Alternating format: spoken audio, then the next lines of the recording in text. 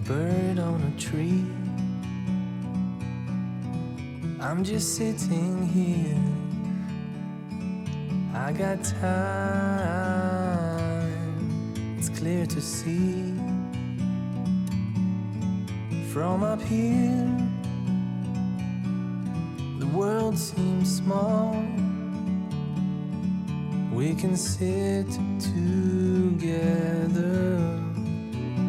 It's so beautiful, you and me. We meant to be in the great outdoors, forever free.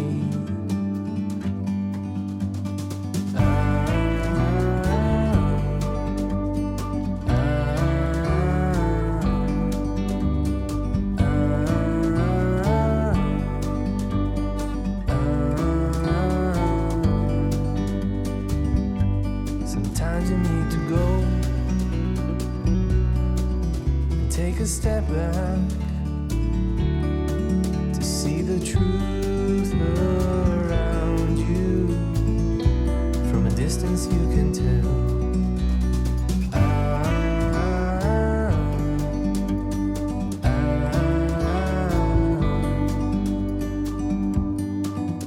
You and me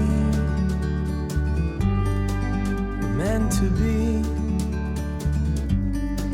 in the great outdoors, forever free. You and me meant to be in the great outdoors, forever free.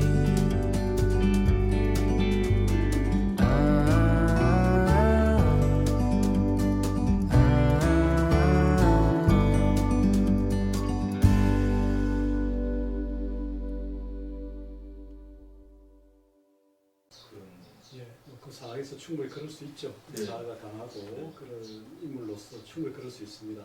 하여튼 네, 그래서 제가 말씀. 뭐 주변에 사찰이 있을 수 있고 또 사찰에 많은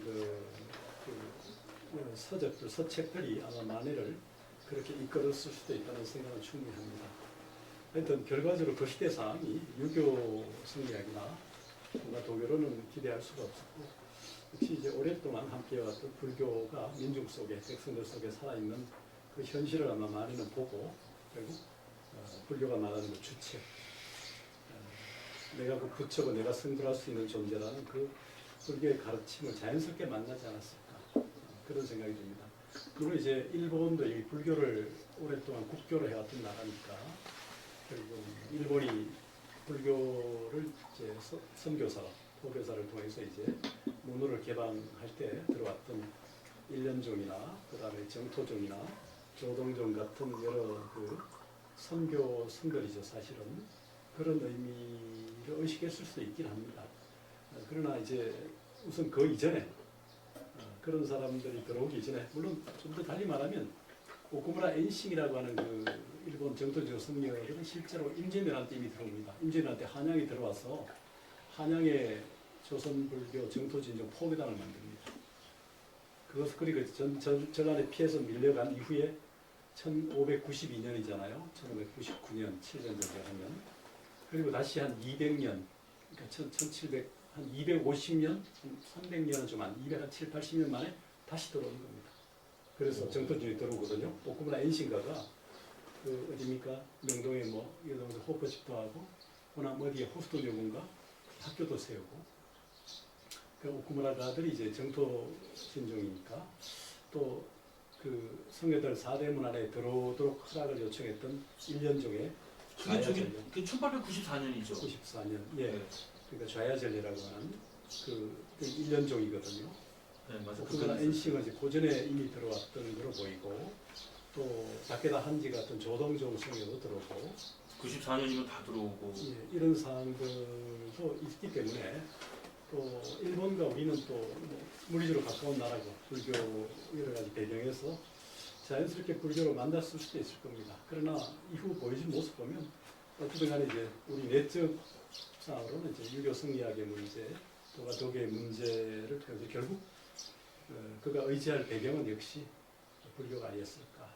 이 사람이 그런 얘기도 동네에서 하거든요. 이제 뭐라 그러냐면 그 스님들이 한국 승려들은 이제 그 조정 그 한양을 못 들어갔대요. 그래. 과천에서 옷 바꿔 입고 이제 지금 말하자면 등산복 입고 들어가야 되는데 예. 그때는 이제 승복 입고 못 들어갔다 그러더라고요. 근데 일본 사람들은 들어가니까 이거에 대해서 이제 좀 붕괴하고 예. 그렇게 했는데 아마 이때는 그랬는데 제가 이제 조금 전에 말씀드린 게 결국 만해가 그 불교는 선택을 했지만 본격적인 거는 아무래도 일본에 가서 그건가요? 아니요. 그 전에 이제 출가를 하지 않습니까? 법주사를 거쳐가서 설악산 들어갔다가 행자 생활을 좀 하다가 다시 나와가지고 집으로 왔다가 몇 달 있다가 다시 네, 나왔잖아요. 다시 나왔습니다. 그러니까 어떤 간에 이제 법주사를 통해서 설악산 갔던 것처럼 어떻게 간에 불자가 확실하게 되는 것은 이제 머리를 까는 거죠. 덕도라는 게 수구덕도. 그게 지금 교수님께서 말씀하신 게 1905년. 네, 그렇죠. 비구계를 받는 거니까. 그러니까. 그럼 그 전에도 그러면 그 사람이 이제 뭐 일본에 아까 말씀하신 후쿠자와 유키치라든가 또는 일본에 유학 가는 거 있잖아요. 예, 그런 예. 거. 신학문을 어디선가 이 사람이 접해야 되는데. 일단 이제 그 예. 출가해서 아마 강원도 금강산에 유점사에 있을 때 이제 석전 박한영 영어당 정호 박한영. 영어당 정호 추사에 이제 그 제자였던 추강 그죠 하나 가는 그 제자 강의죠. 강의에 이제 한시도 지도 받으면서 강의도 만나나요? 예 그렇죠. 강의가 바로 추사의 제자잖아요. 네. 추사를 시봉했던 강의에게 시를 배웁니다. 아. 영어당 정호 영어당이 영어당이요? 영어당이 그러면 저기 만해는 그럼 어떻게? 아니, 그러니까 이제 그런 영어당이 이제 조선에 나중에 교정도 하지만 불교 종정 예. 하나 특히 이제 교학과 선학과 유락의 대가예요. 그가 이제 강원도 유점사점에 있을 때 만해가 만납니다. 그러면 이제 그 추사의 제자가 강의고 강의한테 시를 배운 사람이 영어당인데 영어당을 만나는 거고. 영어당 만났고 만해 그 박헌영도 그때 박한영도 만나는 거고. 박한영이 영어죠. 예, 그래서 그러니까 예. 그래서 결국 만해가 이제 선진 문물들의 시각이 열리는 게 바로 영어당 정호 흔히 말해 석전 박한영이죠. 그 사람을 안 만났으면은 예. 박한영을 통해서 참, 이제 예. 그 서계여의 영안지략이나 그다음에 그 양계초의 은미신 문집을 아마 그쪽을 통해서 전해 받았던 것 같아요. 그 강원도 건봉사, 금강산. 건봉사 그 당시 이쪽 그 원산 항이 개방돼서 뭐 러시아를 비롯해서 일본 외국 네. 풍선이 들어오는 거기서 문물의 외국 문물의 중심이었기 그렇죠. 네. 때문에 이쪽은 인천이고 이쪽 부산이지만 그쪽은 그렇게 들어왔어요. 원산항이 거기가 이제 학교가 처음 생기고요. 그 박헌영도 그 주세주기가 그 박헌영 결혼 주세주기 그쪽이고 예. 다 그쪽이 굉장히 컸거든요. 그래서 이제 뭐 늘 선방에서 뭐 강원도 금강산에서 한철 나는 게 수자로서 하나의 영광으로 생각하는 게 전통이 있어 왔고 그럴 때 영호당도 그쪽에 머물렀고 거기서 만해를 만난 것 같고 만해는 영호당을 만나서 영안지략이나 그 미신 문집을 소개받고 상당히 그 경도됐던 모양입니다. 저희 유학에 저희 유학 사상에 이런 게 있거든요. 그러니까 이제 우리가 사람다움이 이제 유학이라 그럽니다. 그 사람 인자에 갖추어질 숫자가 유학이니까 사람에게 갖추어진 것은 사람다움이고 사람다움을 배우는 게 유학 사상이라 그러는데 사람다움이 되려면 일단은 저 깡다구가 있어야 되는데요. 예. 사내다움. 예. 그 사내다움만 있으면 사람이 아니잖아요. 또 이 폭력이 자제가 안 되니까. 그래서 그 사내다움을 사람다움으로 만들어줄 수 있는 사람이 있어야 된대요. 그게 중요한데 김자진 장군 같으면은 이지혁 정서가 그랬답니다. 예. 윤봉길 의사 같으면은 윤봉길 의사가 혼자 한 것 같지만 유교부식회에서 만든 거거든요, 사실은.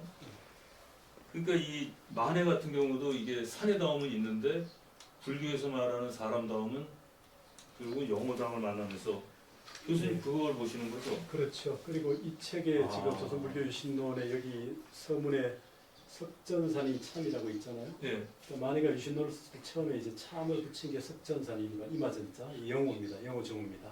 영호당입니다. 그리고 심지어 그러니까 건백서까지 이제 만해가 총독부 중춘에 올렸을 때 그 성녀들을 결혼시켜 달라는 예. 그럼에도 불구하고 만해가 이걸 썼을 때 이렇게 참을 붙일 정도로 만해를 또 인정한 측면이 있어요. 박한영은. 그래서 이제 이분을 비판도 그거 참 받지만 대단한. 예. 그래서 어떤 의미에서 그 영호당을 만났던 강의도 대단한 사람이거든요. 그렇죠. 예. 강의도 이게 독립운동사하고도 관련이 돼요, 그 사람이. 예. 그래서 결국 그런 맥으로 이어지고 만에는 아마 이 석전의 영향을 9년 차입니다. 1870년생이니까 영우당이 뭐이 설집안에서 뭐 서성이 될 수도 있는 나이인데 그분이 여기 저 경호 스님하고 관계된다는 분이 말씀이시죠? 경허선사 경허집에 보면 영호당이 어릴 때 경허가 써준 시가 실려 있어. 그 집안에 조카 딸인가 어디 그런 여기에 전라남도 영구사 영구원 네, 네, 네. 거기에 있고 거기 어떻든 간에 이분의 교정의 역할을 했지만 많이 알려져 있지 않아서 이제 아직도 살아 계신 걸 아는 사람들이 있을 정도로 1870년생인데 조선불교 교정을 두 차례 했고 그 미당 서정교생의 또 형사이기도 하죠. 미당을 동대 중앙불전을 이끈 분이 바로 영호당이고 이분이 와세다 대학 거기 일본 안 가셨죠? 아니죠. 이분은 전통 그 강학을 이었던 분이고 그 영향 속에서 이제 만해가 많이 개발을 받은 것으로 보입니다. 이후에 임재정 운동 같은 거 할 때 이제 석전과 만해가 같이 합니다. 뭐 도반이자 사용일 수도 있으나 하여튼 9년 연상이고 마치 원효 이상이 8년 연상이고 도반이지만 영향 속에 있는 것처럼 9년 연상인데 만해에 경적 어떤 그 지주 역할도 했던 인물이 아닌가. 그리고 동대 중앙불교전문학교 교장을 하면서 중앙불교전문학교의 그 기반을 가진 인물이 바로 영호당. 네, 영호당이 워낙 배우사 대원암에 강주를 하면서 동대 초대 그 명진학교 이후에 불교 고등 강숙할 때 강사도 하고 영호당은 뭐 이 한학과 교학과 이분은 워낙 유명하신 분이라서 대가여서 그 영향 속에 있어서 자연스럽게 아마 그렇게 된 그럼 거 이분이 그 나중에 무슨 그 배공성 스님을 만날 때도 다 그럼 이분 그 어차피 이분이 그 저 추천서는 갖고 다녔을 거 아니에요. 그 영호당이 써준 거를요. 뭐 추천사 아니어도 이미 뭐 출가하게 되면 사실은 뭐 다 같이 통하니까 배경성을 직접 찾아간 건지 만해가 찾아간 걸로 보이고요. 그래도 내가 박헌영 그저 영호당한테 예. 내가 좀 뭐 이렇게 관계가 있다 그러면 땡이라 그럴까? 그렇지 않아도 이미 뭐 만해 정도 그 정도 됐을 때는 이미 충분하게 배경성 용성 스님하고도 아마 관련이 충분히 되고 또 독립운동에 참여시킨 인물이 이제 만해잖아요. 용성을 33년에 등단시킨 것도. 이 사람이 조선불교 유신론을 1910년 11년에 탈고를 하는데 그때 갔으면 불과 시간이 한 6, 7년밖에 안 되거든요. 7, 8년. 이 사실 7, 8년 동안에 불교를 그렇게 꿰뚫고 있고 일본도 갔다 오고 할 정도면은 상당히 명석하거나 과거에 또 뭐가 배경성 그 영호당을 만나기 전에 뭐가 있었겠죠. 그게 가능한가요? 불교 저는 잘 모르겠는데 한 5, 6년 공부해서 이렇게 불교 이론을 해박하게 가질 수가 있습니까? 그 덕도라는 게 이제 머리 깎고 출가하는 수구덕도의 약칭의 덕도고요. 예. 일본의 고마자 대학에 6개월, 뭐 사실은 엄밀하게 말하면 뭐 4개월 반 정도. 구경하러 갔다 왔겠지. 3월 말쯤이라서 9월 아마 초점 고마자를 떠난 것 같으니까 또 미국까지 갔으니까 동경 도쿄 거쳐서 아마 10월 초에는 돌아왔겠죠. 그러니까 한 뭐 4개월 반이나 5개월 정도 이동 시간이 배 타고 가니까 길어서 그랬을 것 같은데 그러나 일본에 가서 봤던 그것을 통해서 이제 돌아와서 그 영향 다시 말하면 그 일본 불교의 나름대로 우리나라를 침탈하는 측면은 우리가 인정할 수 없으나 그들의 앞선 선제 문물 부분은 배워야 된다는 게 이제 많은 입장이었고 돌아와서 이제 조선불교 유신론을 쓴 과정도 있지만 다만 이제 불교계 적어도 배경이 연결되는 배경을 준 사람은 영우당이 역할을 했지 않았을까 하는 생각을 해볼 수 있습니다.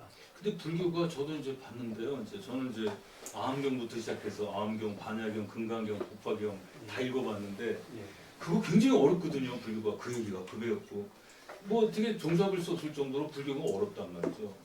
물론 이제 옛날 분이라 어떨지 모르는데 몇 년 사이에 이렇게 그렇게 할 수가 있나 그런 생각이 좀 들어요. 뭐 그래서 이제 고마자 와서 이제 동대 전신이 명진학교 옆에 이제 청량을 지금 붙여가지고 네. 그 여기 지금 나왔듯이 그 청량 그 그날 1908년에 청량사무소 세웠는데 청량사무소 세워서 이제 명진학교에 붙여가지고 세운 기구인데 그것을 세우면서 그 소장을 하고 또 동대를 다니면서 그런 역할을 했던 것 같은데 그런 여러 가지 불교의 중앙에서 활동함으로써 이제 이름을 알리기 시작했던 것 같고, 또 임재종 운동이라고 하는 게 1908년에 원종을 이제 세웠지만, 그러니까 조선조 연산군 때 없어진 선교 양종을 적어도 한 400여 년 만에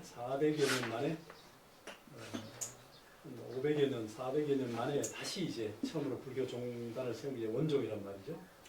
그게 이제 일본의 또 조동종의 연합체맹을 통해서 일본 불교에 팔아먹는 식으로 되니까 임재운동이 일어나는 게 이제 신년 이해광이라는 분. 예, 이해광이 이제 그렇게 되니까 그런 전후에서 이제 이 석전 박한영과 또 그 진진흥 여러 가지 당시에 불교의 대표하는 인물들하고 교류하면서 임재정 운동을 벌인단 말이죠.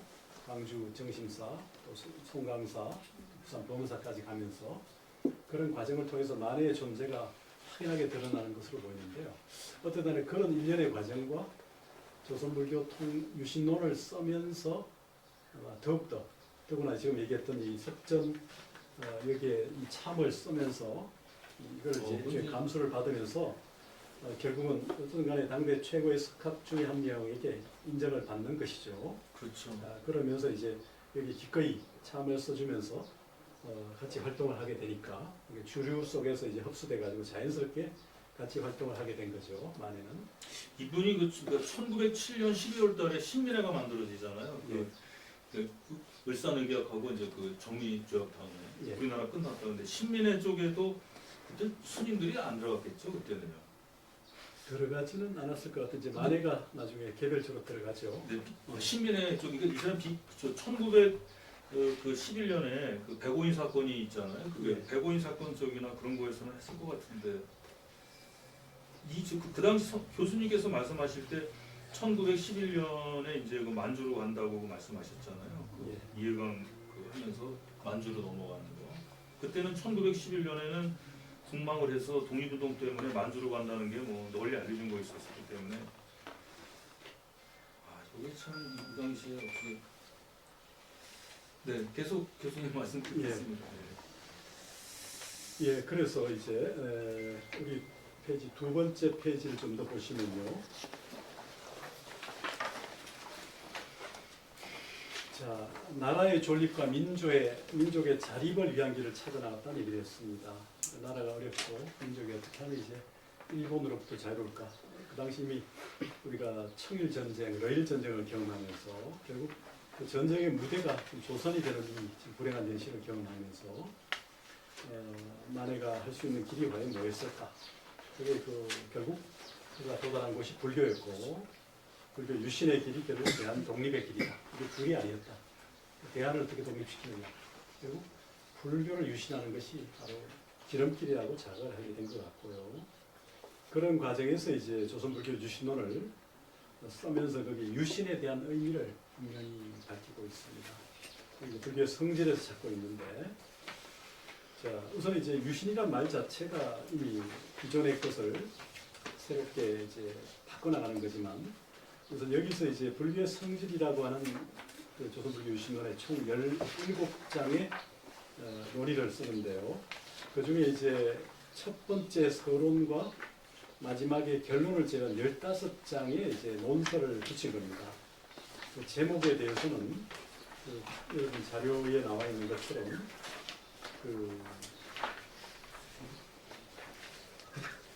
6페이지에 있는 말씀. 6페이지에 있나요? 어느 종교든 조선불교 유신론의 목차에 대한 얘기를 잠깐 나눴는데, 목차는 여기 없던데요? 이게 하나 있을 겁니다. 기억나요? 여기 있군요. 13페이지 잠깐 보시면, 조선불교 유신론은 17장으로 구성이 되는데 머리말이 있고요. 서가 있고 서론이 1장이고 17장은 결론입니다. 이 중에 앞에 2장이 불교의 성질이고 3장이 불교의 주의입니다. 이렇게 되는데, 우선 오늘 강의할 내용의 중심 이제 불교의 성질이라는 부분을 중심으로 얘기를 하겠습니다. 자, 불교의 성질이란 뭐 2페이지에 나오는 것처럼 만해는 지금 두 가지로 잡고 있습니다.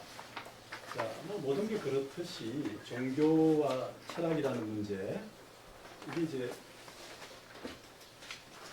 서양에서도 그렇고 마찬가지죠. 우리가 서양 철학을 얘기할 때 그리스 철학은 이성을 중심으로 이론이 강한 반면에 실천이 좀 부족하다. 단순화시키면 그렇게 얘기를 하고, 기독교적 헤브라이즘은 이론은 좀 약하지만 실천이 강하다. 믿음을 강조하는 이렇게 얘기를 하는데, 인도 철학, 불교 철학은 오히려 이론과 실천이 나란하게 간다. 이런 얘기를 하죠. 그래서 이제 우리 비유할 때 원이라는 하나의 삶을 비유할 때 삶이라는 하나의 원 속에서 이 구심으로 뻗어가는 것과 원심으로 나아가는 측면이 있다면 철학은 사실은 뭡니까? 어떤 의미에서 이렇게 원심으로 뻗어간다면 종교는 구심으로 수렴해 간다 볼 수도 있겠죠. 근데 이제 인도 철학은 불교 철학은 바로 히랍 철학과 기독교 철학, 헤브라이즘과 헬레니즘이 가지는 어떤 편향, 아니 말하면 이론이 실천보다 강한 헤브라이즘, 헬레니즘과 실천이 이론보다 강한 헤브라이즘을 종합하는 것처럼 이론과 실천이 많이 가는 이런 그 사유 체계를 갖는 게 바로 이제 불교이기 때문에 인도 철학의 이제 꽃을 내게 불교 철학이라고 얘기합니다. 그 이유는 이제 뭐냐면 이론 속에 실천이 있고 실천 속에 이론이 있다는 거죠. 그래서 이제 인도에서 불교 철학은 바로 궁극으로 인도 철학의 꽃은 열매는 이제 불교 철학으로 얘기하는데, 자, 그럴 때 우선 이제 종교와 철학이라는 문제를 보겠습니다. 종교란 말은 이제 동양 특히 화엄 여러 전적에는 종이라는 게 마루종자죠. 교라는 가르칠 교자입니다. 우리 한국에 있으면 저 위에 대들보, 대들보가 사실은 마루죠. 마루때 집의 하나의 건물의 제일 중심에 있고 가장 높은 곳에 있죠. 그러니까 어떤가는 가르침, 이게 종교인데, 이제 서양의 종교학자 엘리아드나 이런 뭐 막스밀러 이런 사람들이 이제 종교를 릴리전이라 번역하다 보니까 중세 이래 신과 근대에 들어오면서 신과 분리된 인간들이 다시 신의 영역에 리전을 재결합하는, 그러니까 신의 영역으로 다시 이렇게 묶어가는 그런 의미에서 이제 종교라는 말을 릴리전이라는 말로 번역했는데, 옳은 번역은 아니지만 서양적 번역에서는 그렇게 볼 수 있고, 우리에게는 이제 종교라는 말이 어떤가는 가르침, 최고의 가르침을 말했고, 그 최고의 가르침을 굳이 말하면 불교를 말했죠. 그렇게 봤던 겁니다. 근데 이제 오늘날의 말로 얘기하면 종교는 만약에 이제 그냥 유일신교를 릴리전이라 하면, 며칠 전에 우리 그 교불련의 어느 교수가 올린 것도 그런데 코스믹 릴리전이다. 그러니까 신과의 결합하는 신적 종교라면 오히려 종교는 우주적 종교다. 코스믹 릴리전이다. 그러니까 우주적 종교요? 예. 그 정리가 좀 그 얘기는 그런 거죠. 이제 굳이 말하면 이제 우리가 뭐 지구라고 하는 우리가 사는 이 세계가 있고, 그다음에 태양계가 있고 은하계가 있고 우주계까지 가는 게 불교의 도량형이니까 그런 맥락에서 보면 뭐 자연스러운 부분인데, 그러니까 분리된 신과의 재결합이라는 그런 의미가 불교는 오히려 이제 이 우주 삼라만상까지 다 통하는 그런 가르침이라는 의미를 볼 수가 있는데, 어떻든 간에 종교는 기본적으로 실천적 측면을 강조한다면 철학은 이제 이론적인 측면 속에서 이렇게 마치 레고를 쌓아가듯이 이렇게 이론을 정립해 가죠. 그러니까 우리 이제 불교 화엄에서 그런 말을 얘기합니다. 많이 들어보셨죠? 중중무진이라는 말이 있죠. 중중무진. 중중이란 말은 중이 거듭중자입니다. 레고를 쌓아가듯이 이렇게 쌓아가는 거죠. 세로의 세계입니다. X축보다는 이제 Y축의 세로처럼 이렇게 쌓아가는 레고를 쌓는 것이 바로 중중의 세계고, 무진은 두 발을 뚜벅뚜벅 걸어가면서 끊임없이 나아가는 실천적인 측면. 이게 바로 이제 무진의 세계입니다. 그래서 중중무진은 바로 세로축과 가로축을 온전히 말하는 그런 건데요. 화엄의 도리가 그런 거고, 그러니까 X축과 Y축 사이에 1사분면, 2사분면, 3사분면, 4사분면이 있잖아요. 그러니까 우리가 하나의 사건이 있죠. 오늘 결성향교에서 1시 반에 우리가 만회 강의를 한다라는 이제 1시 반이라는 시간과 결성향교라는 공간, 2시는 뭐고 3시는 뭐 이렇게 돼. 우리가 오늘 아침 눈을 떠서 오늘 이 순간까지 우리가 만난 무수한 점들이 있죠. 점들이 하나의 사건들이지 않습니까? 점들의 연속이 선이 되고 선들의 연속이 면이 되고 면들의 연속이 입체가 되듯이 우리의 삶이라는 것은 이게 사건들의 연속으로 이루어진단 말이죠.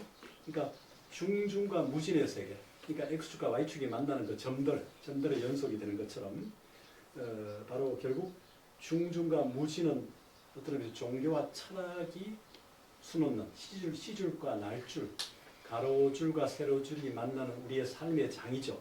그러니까 우리의 삶은 사실은 압축해서 말하면 종교와 철학이 만나는 지점에 있는 건데, 그 종교와 철학이 만나는 지점에서 종교성을 강조하는 측면 역시 이제 실천의 측면이라면, 철학성을 강조하는 측면이 이제 인식의 문제고 이성의 문제겠죠.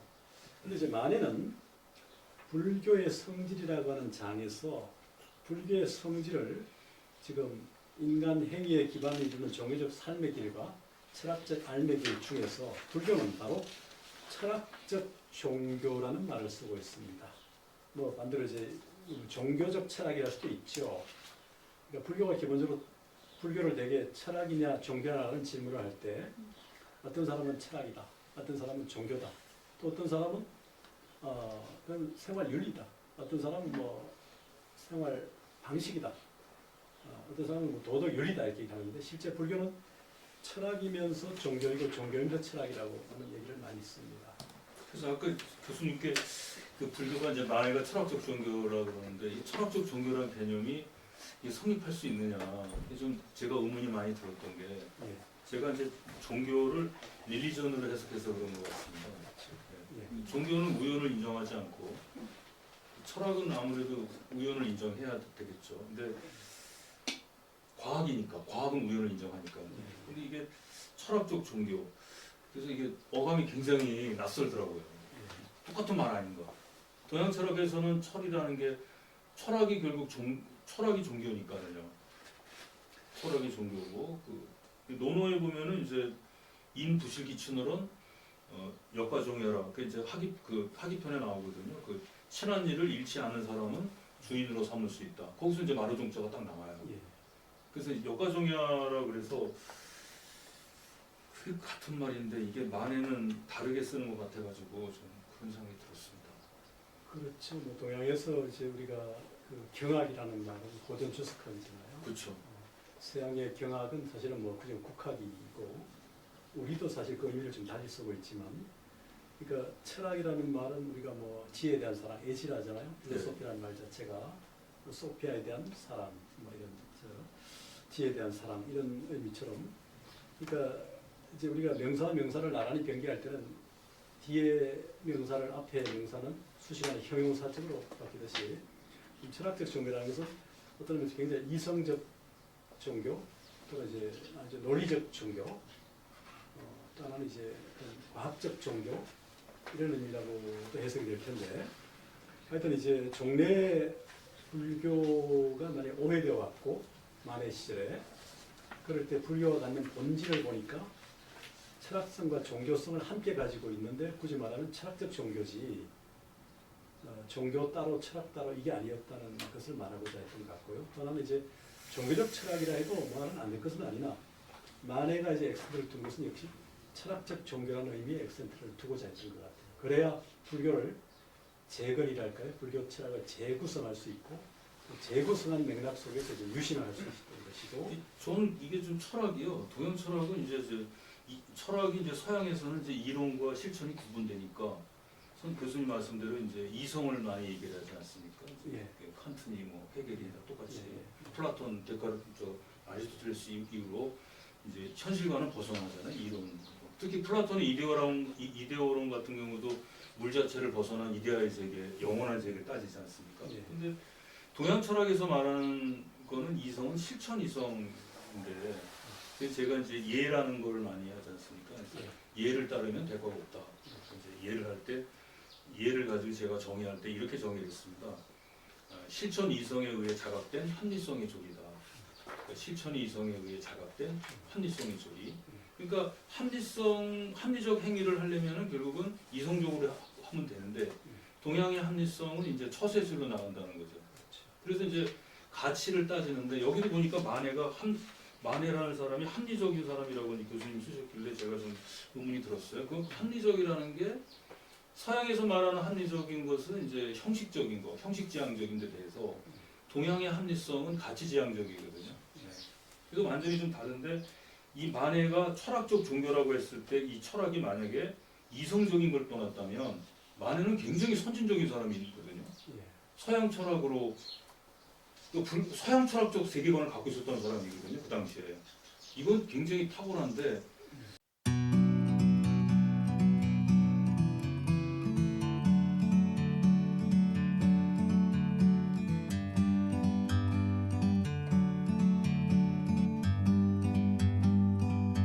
like a bird on a tree.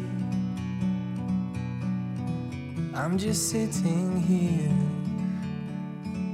I got time. It's clear to see from up here. The world seems small. We can sit together. It's so beautiful, you and me. We meant to be in the great outdoors, forever free.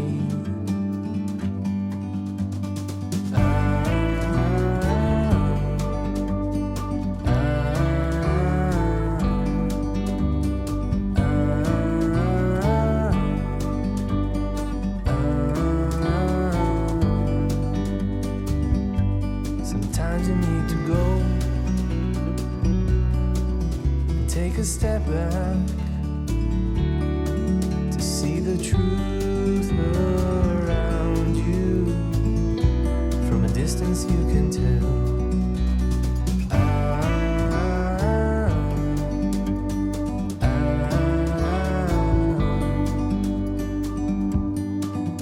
You and me, we're meant to be